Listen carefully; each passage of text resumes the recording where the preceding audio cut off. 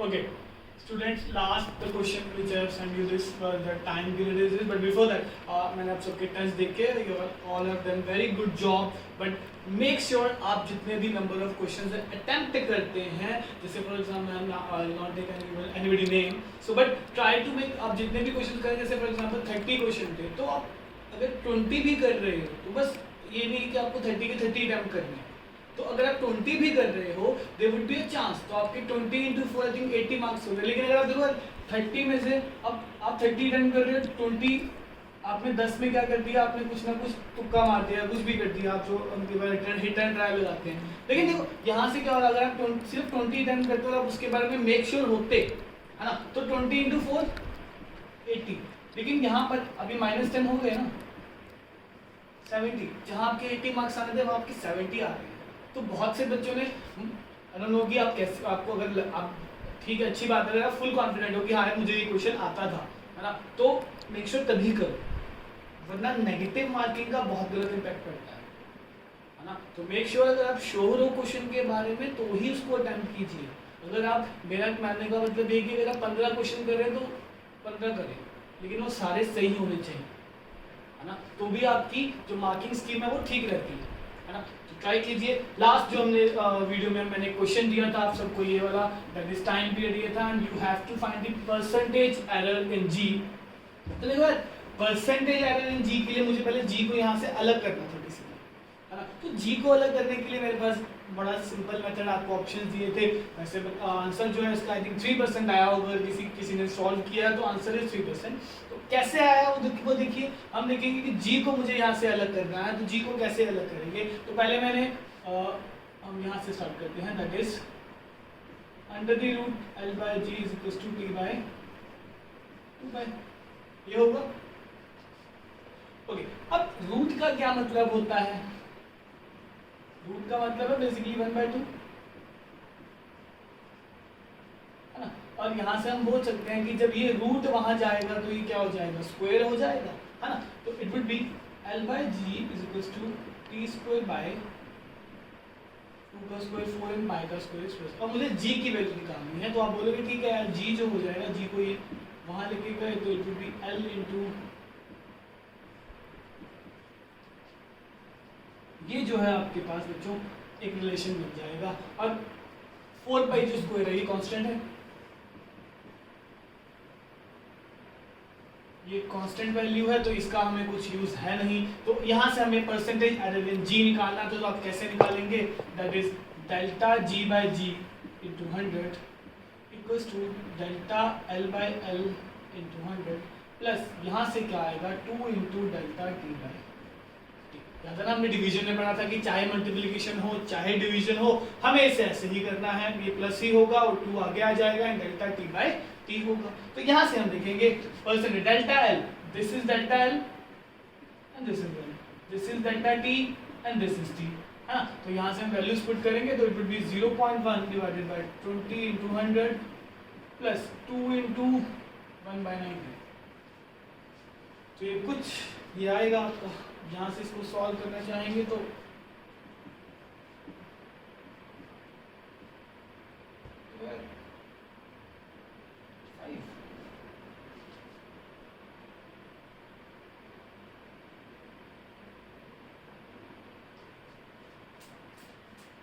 दो जीरो ही कर दी ना, तो 1/2 आ जाएगा आपका 0.5. ये 2 जीरो और ये 2 जीरो कर दी ना, तो इट वुड बी 0.5. और इसके अलावा आपका बनेगा आई थिंक आपका 2 इंटू 90/100 करेंगे, 100 लग गया. तो दिस वन ये गया और ये हो जाएगा 20/9. देखो 20 डिवाइडेड बाय 9 को अगर आप ध्यान से देखें तो it would B 9 to the 18. ये बार बार यही आता रहेगा 9 to the 18, 2.2 2.2 2.2. तो हम इसको प्लस 2.23 बार 3 ले सकते हैं आप. और जब इसको ऐड करेंगे हम तो इट वुड बी 2.73 समथिंग. तो देखो 2.73 आई थिंक 3 के ज़्यादा पास है ना कि 2 के. 2.73 ऑलमोस्ट 3, 0.280 का मैं 3 से, है ना. तो अगर हम 2.73 की वैल्यू देखें तो ये किसके ज़्यादा पास है, 3 के ज़्यादा पास है. और 2 को मतलब वैसे भी वही देखते हैं ना, ये देखो सिंपल कैलकुलेशन में ये होता है, कोई चीज़ देखो 2.5 से, अगर इसका आंसर 2.4 होता तो मैं कहता 2, मतलब अगर कोई वैल्यू 2.5 से हाफ वैल्यू पे देख लो, हाफ से ज़्यादा है या कम है। अगर ये हाफ से ज़्यादा है, ये 2.5 से ज़्यादा है, तो 2.7 से तो इसको ऑलमोस्ट 3 के पास ले जाओ। अगर ये 2.5 से कम होती, मान लो ये 2.2 होती, तो हम ये 2 के पास होती, तो हम इसको आंसर 2 कर दें। तो डिपेंड्स अपॉन ये, तो यहाँ पर ये चीज़ें बहुत मैटर करती है ना। तो ये था आपका क्वेश्चन, तो ये एनसीईआरटी का ही क्वेश्चन है, बहुत इंटरेस्टिंग, आपको एनसीईआरटी में मिल जाएगा, बहुत अच्छा क्वेश्चन है, तो बहुत बार आया है एग्जाम्स में। तो ये था क्वेश्चन। नेक्स्ट हम देखेंगे हमारा दैट इज आपकी वीडियो का last topic, that is accuracy and precision. वो हमने देखना है वो टॉपिक कैसे। अच्छा, एक चीज़ और, मैंने कुछ टॉपिक्स आगे पीछे करवाए, तो ऐसा नहीं है कि मैं कुछ मिस कर रहा हूँ। मैंने कोशिश की कि कुछ टॉपिक एक्चुअली ऐसे हैं कि मैं चाहता था कि वो आप पहले पढ़े, जैसे डिड्यूसिंग दी डायमेंशंस, वो आप पहले कर चुके हैं, वो आपकी बुक में आपको एंड में मिलेगा एनसीईआरटी में। तो मैंने वो कुछ अकॉर्डिंगली आगे पीछे करवाया, तो दैट डजंट मीन कि हम कुछ स्किप कर रहे हैं, तो हमने कवर सब कुछ ही किया है, ठीक है। तो नेक्स्ट जो हमारे पास चीज़ आती है that is accuracy and precision. वो हमें देखना है कि उसके क्वेश्चंस कैसे होंगे।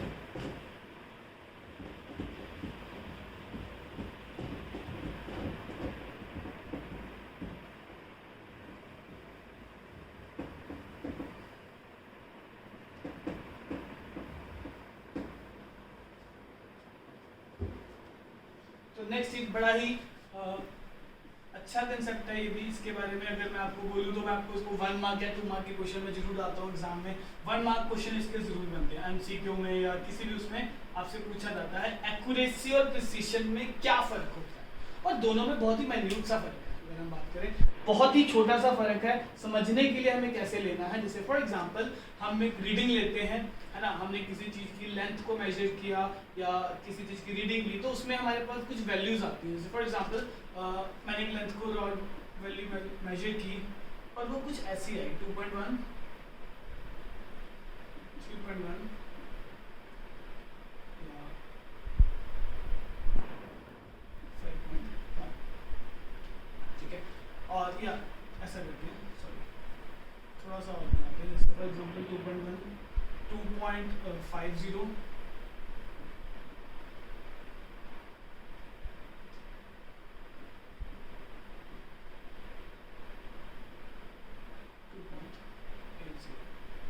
ठीक है। और एक हमने वैल्यूज ये ली और एक वैल्यूज हमने ली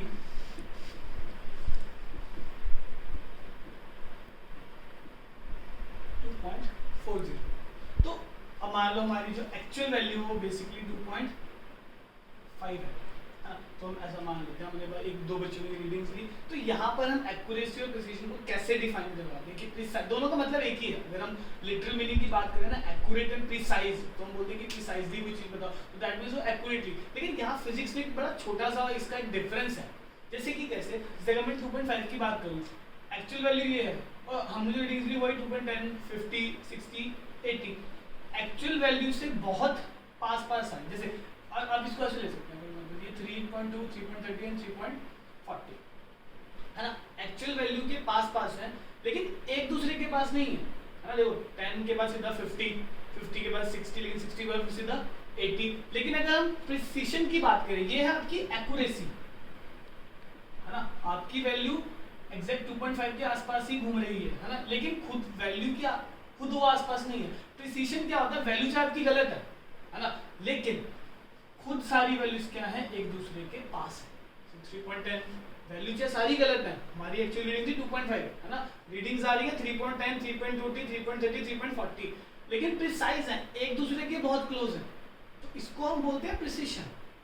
तो बहुत माइन्यूट सा फर्क होता है। इसके हम एक दो टर्म्स में आपको इसकी और बताऊंगा कि कैसे आपने उसको कंसीडर करना है। जैसे कि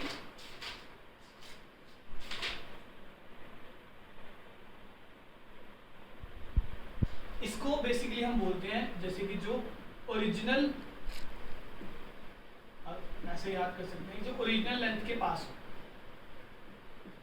ठीक है। और इसको हम बोलते हैं बेसिकली मेजरमेंट्स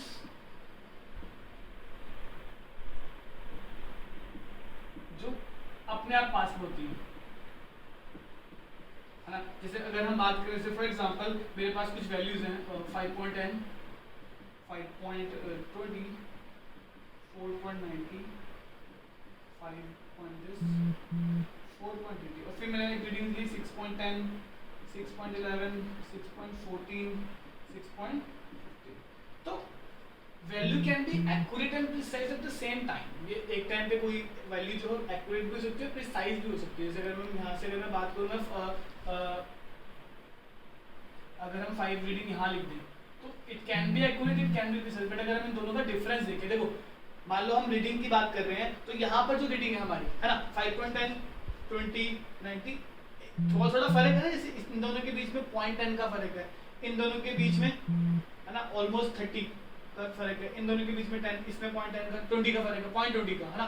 तो एक्चुअल में एक्यूरेट वैल्यू के जो पास हो, ओरिजिनल लेंथ के पास हो, जैसे मैं यहाँ से अपनी ओरिजिनल लेंथ मान लो for example I take it 5 है ना, तो ओरिजिनल लेंथ के पास है लेकिन वैल्यू जो आपस में है वो खुद आसपास नहीं है। और इसमें क्या देखो प्रिसाइज वैल्यू क्या है कि जो वैल्यू खुद में पास नहीं है 6.10, 6. लेकिन देखो 0.10, 0.11, 0.14, 0.15 ज्यादा फर्क नहीं है, 0.1 का, 0.3 का, 0.1 का फिर से है ना। तो इसको हम क्या बोलते हैं बच्चों, प्रिसाइज वैल्यू। तो इसको समझना बहुत जरूरी है। कि बार आपसे वाइवाज में बहुत पूछा जाता है कि what is the difference between accuracy and precision. तो बहुत सिंपल सा डेफिनेशन है कि जो लेंथ जो वैल्यू ओरिजिनल लेंथ के पास होता है दिस कॉल्ड एक्यूरेसी। प्रिसिशन क्या होता है, चाहे वैल्यू गलत भी, जो मेजरमेंट जो आसपास हो, खुद के आसपास हो, तो उसको हम बोलते हैं प्रिसिशन। तो ये है डिफरेंस एक्यूरेसी और प्रिसिशन का। और इसके बाद जैसे इसी को हमें यूज करना होता है सिग्निफिकेंट फिगर्स में, वो हम देखेंगे कैसे हम यूज करेंगे। जैसे फॉर एग्जांपल अगर हम बात करें आपके पास मान लो रीडिंग्स हैं 5.0, 4.91 और हम लिख सकते हैं 5.0। अब ये तीन जो वैल्यूज हैं ये एक्यूरेट भी है और प्रिसाइज भी है। जैसे मान लो मेरा जो आंसर है फॉर एग्जांपल 5.01 है ना, तो they are accurate also and precise also है ना।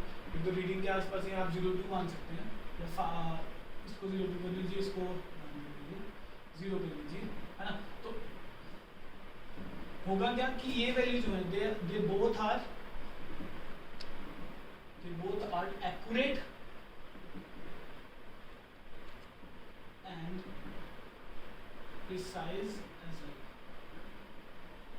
ये एक टाइम पे एक्यूरेट भी हो सकती है और प्रिसाइज भी हो सकती है। तो ये बड़ा छोटा सा मिन्यूट सा डिफरेंस है, इसको आपको ध्यान में रखना है एक्यूरेसी और प्रिसिशन का है ना। ये बेसिकली आपका एरर्स में हम जब आप स्क्रू गॉज या किसी वैल्यू को हम मेजर करते हैं तो ये वहाँ फर्क डालती है।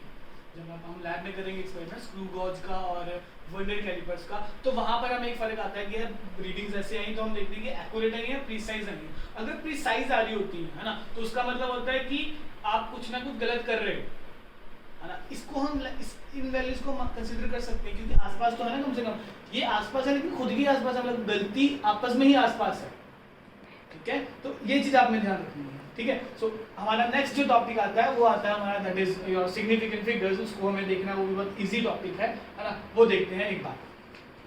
Our next topic is that is significant figures. तो इसमें मैंने बोला जैसे आपको सिग्निफिकेंट फिगर्स में जनरली 1 मार्क्स या 2 मार्क्स का क्वेश्चन बनता है। तो इसके हमारे पास कुछ रूल्स हैं आपकी बुक में, आपको इसके रूल्स जरूर मिलेंगे।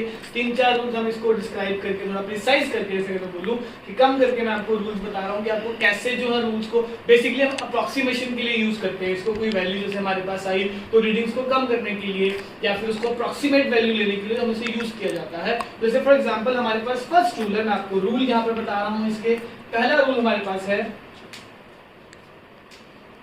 ऑल नॉन जीरो डिजिट,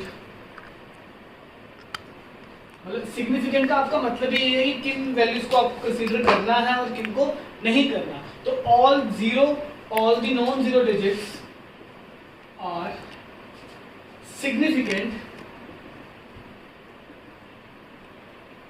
जैसे कि मैं आपको साथ साथ में हम इसका एक एग्जांपल भी करते रहेंगे। जैसे फॉर एग्जांपल अगर हम बात करें नॉन जीरो डिजिट्स का क्या मतलब है, जैसे फॉर एग्जांपल 13.75 जैसे, तो अब 0.75 क्या है, नॉन जीरो डिजिट्स है ना। तो इनको हमें क्या करना है, हमें इनको सिग्निफिकेंट फिगर्स कंसीडर करना है ना। तो अगर मैं पूछूं कि what are the number of significant figures इसमें कितनी है, तो आप बोलोगे कितनी, 1 2 3 4, मतलब इनको हमें कंसीडर करना पड़ेगा है ना। तो एक कंडीशन आपकी ये है। सेकंड रूल आता है आपका क्या, जैसे दैट इज अगर हम बोले all zeros between,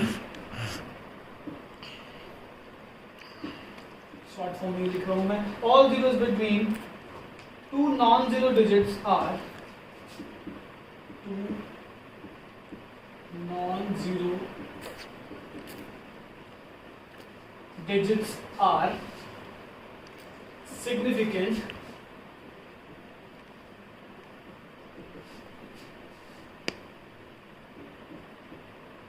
significant. जैसे फॉर एग्जाम्पल अगर हम बात करें,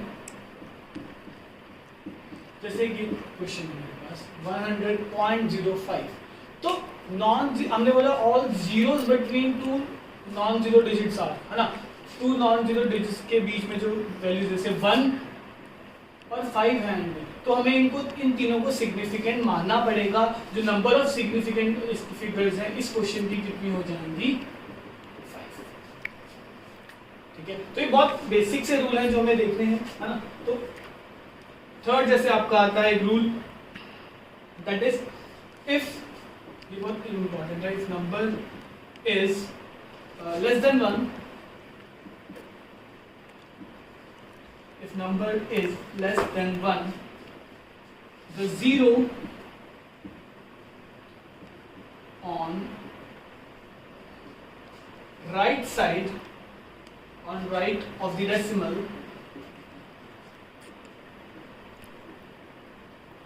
on the right of the decimal are significant, but to the left of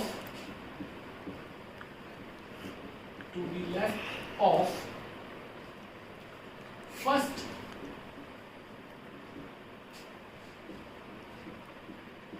non-zero digit are not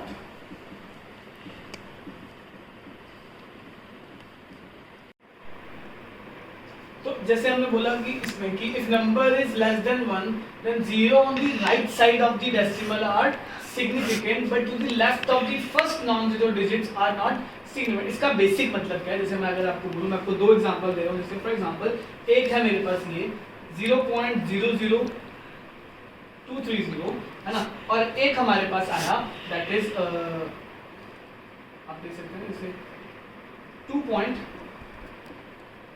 0 से कम लेना ना हमें, तो हम ले सकते हैं 0.02, दोनों ही 0 से कम है और 1 से कम है ना. तो लेकिन हमने यहाँ बोला कि अगर number is less than 1 zero on the right side of the decimal, ये है इसका राइट साइड क्या होगा, इधर वाला, है ना. इनको हमने अब यहाँ पर ये 0 आया, इसको मुझे कंसीडर करना है. अगर मैं यहाँ से बोलूँगा कि what are the number of significant figures, है ना, तो इसमें केस में कितनी होंगी, 3. आपको ये वाली दोनों ही काउंट करनी है. और अगर मैं इसकी बात करूं 0.020, इस केस में क्या होगा, इसमें भी मुझे ये 0 नहीं कंसीडर करना, इसका भी 0.02 की नंबर ऑफ सिग्निफिकेंट वैल्यूज क्या आएंगी, 2 आएंगी, है ना सर. 2 की इधर वाला ये नहीं काउंट करना, लेकिन जो अगर बाद में आता है वो हमें काउंट करना पड़ेगा. That is to the left of the first non zero are not significant.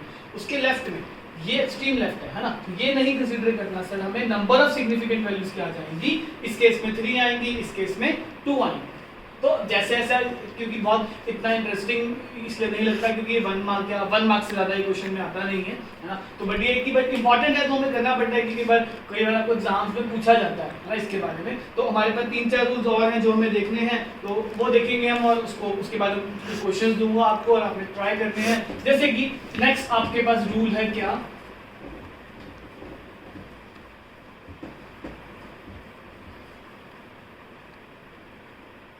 Rule is this. जैसे एक फोर्थ जो रूल है वो भी बड़ा जैसे अगर हम बोलते हैं किसी चीज को, जैसे फॉर एग्जांपल मैंने बोला 70 to 100, सिर्फ 70 to 100 मैंने कोई वैल्यू लिख दी नॉर्मल. तो अगर मैं इसमें पूछूं सिग्निफिकेंट फिगर्स कितनी है ना, तो यहाँ पर क्या होता है कि यहाँ में एक बच्चा आंसर दे रहा है ये, लेकिन अगर मैं यहाँ लिखूं 70 to 100 किलोमीटर,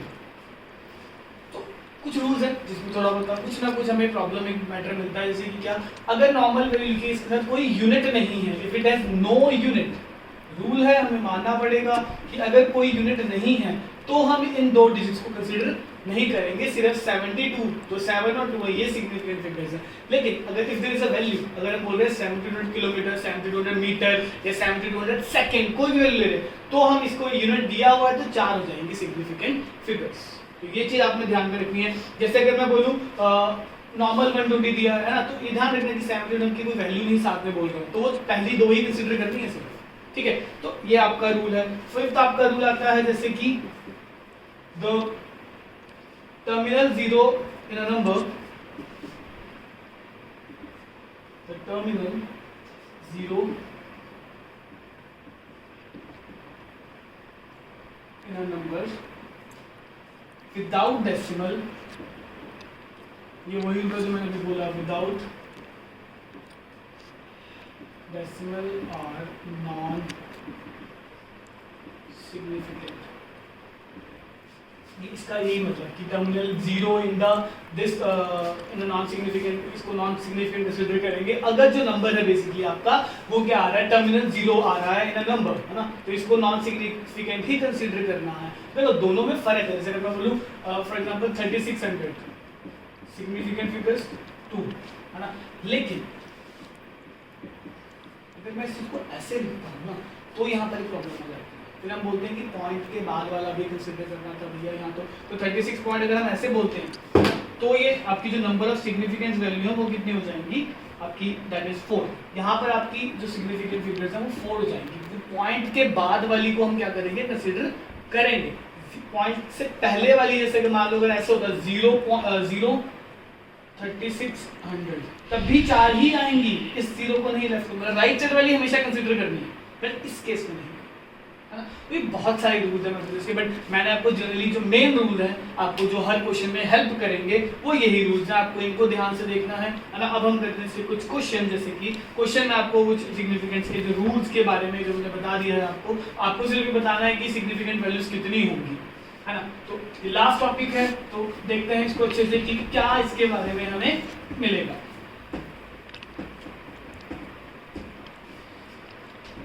जैसे कि कुछ क्वेश्चन लिख रहा हूं, फॉर एग्जांपल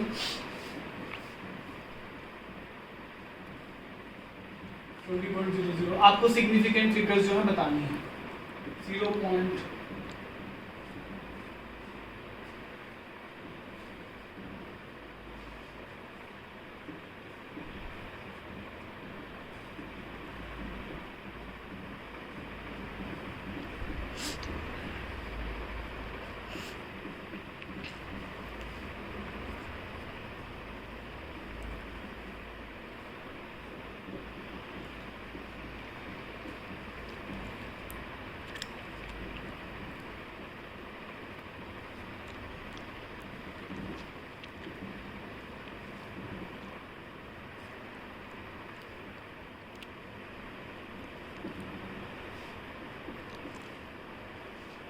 यहाँ से देखते हैं बच्चों, तो ऐसे ही मैं आपको एग्जाम में क्वेश्चन डालूंगा कि इसमें मुझे इसकी सिग्निफिकेंट फिगर्स बता दीजिए, तो आप वीडियो को पॉज करके आप इसे कर सकते हैं and after that I will start it. For example आप हाउस आपने कर लिया हो तो देखो 20.00, तो मैंने बोला पॉइंट्स के बाद वाली कंसीडर करनी है, तो इसमें नंबर ऑफ सिग्निफिकेंट वैल्यूज कितनी आएंगी, 5।